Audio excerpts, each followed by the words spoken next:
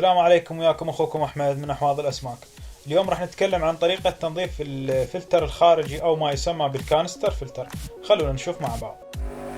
اول بداية نفصله من الكهرباء، هاي النقطة كلش مهمة.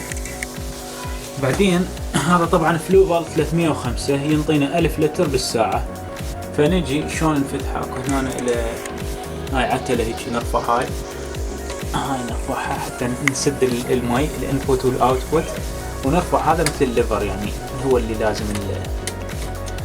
لازم المدخل بالفلتر. بعدين شوي ننطي ويجلينج، يعني شوي نحركه. هسه مثل ما تشوفون هسه طلع عندنا المخرج داخل.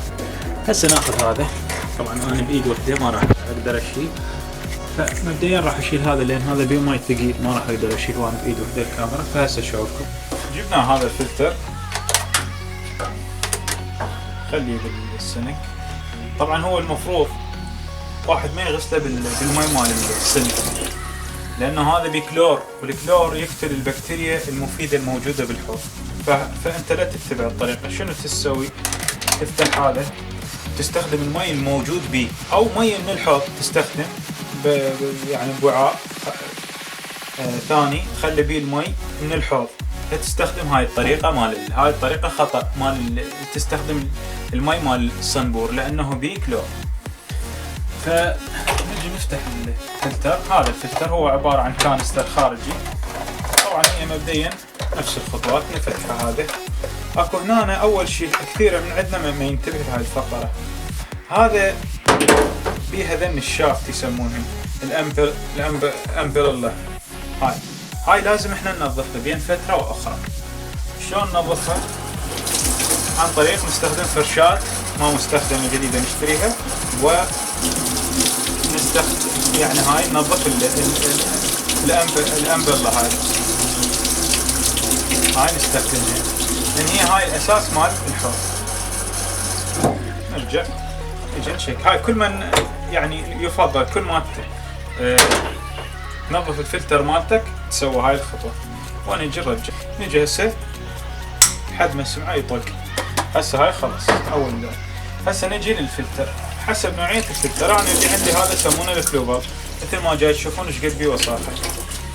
فنجي نطلع هذين الاسفنجات الاثنين، وهذين ايضا، ومثل ما قلت نغسلهم بمي يعني بوعاء من الحوض، من مي الحوض، لانه مي الحوض ما بيه فلتر.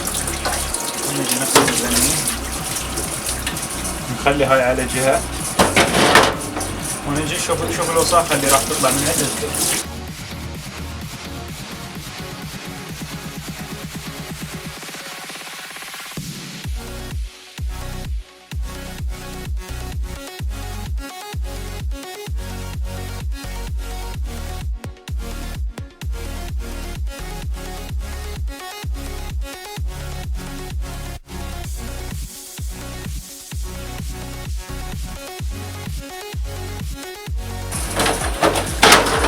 هسه نجي نرجعهن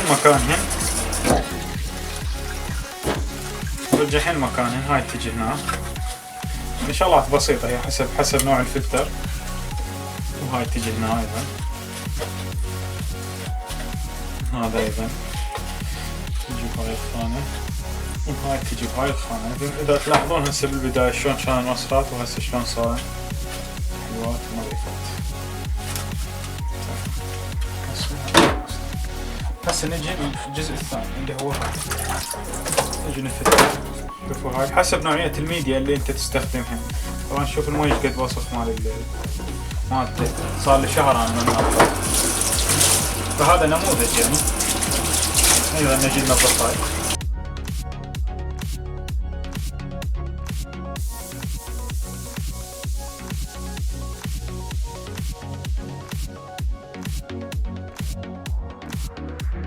هسه نجي للجزء الآخر. هذا كربون، اكتيفيتد كربون يسمونه. هذا طبعا اكو هواي يسمونها فلتر ميديا.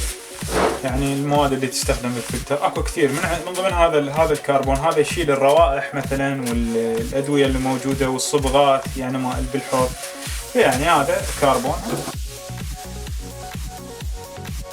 وهذا الجزء الاخير بها السيراميك، هذا السيراميك هذا ماكو داعي غسله رفع نفسه، لان هذا هو بس غسله بهذا المي راح تموت البكتيريا، وانا اريد البكتيريا اللي موجوده بداخل.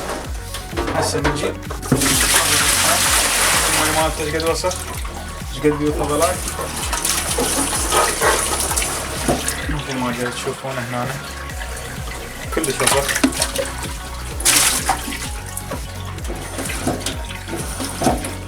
هسه نجي رجع المكونات مال الفلتر.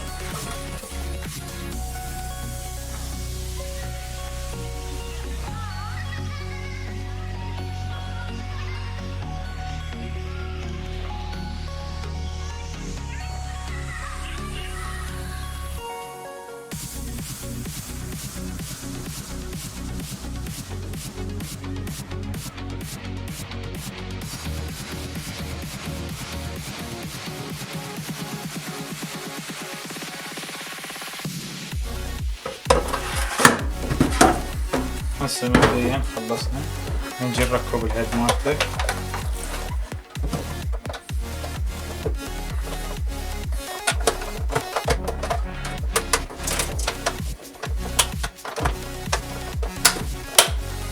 هسه كمل الفلوفر، لازم تتأكد هاي الام اس اف تكون جاية مع بعض، وكل فلتر إله، بس هذا الفلوفر يكون يعني من النوعيات الجيدة للفلتر. هسه نروح نشكله بالحوض وارجع اشوفكم. هسه جبناه الفلتر، نجي نرجع شلون هاي مالته اللي كانت، طبعا شوي بصعوبة يجي بإيد وحدة، بس احاول اجيبه، ما اعرف يعني هسه بصعوبة لازم ارجع اركبه. هسه قبل لا نشكله نسوي له يسمونه برايمنج. هاي اكو بيه هيك مثل الدمى، ندوسها العتلة لحد ما مثل ما تشوفون هنا قام يطلع هواء، فنخلي يخلص الهواء، يلا بعدين نشكله بالكهرباء. هذا هو اول ما يبدي يطلع الهواء شوية شوية لحد ما يصير قوي، اول بداية تطلع الفقاعات مال الهواء، بعدين يلا يشتغل. هذا هو نهائيا اخر شيء ورا ما ننظف.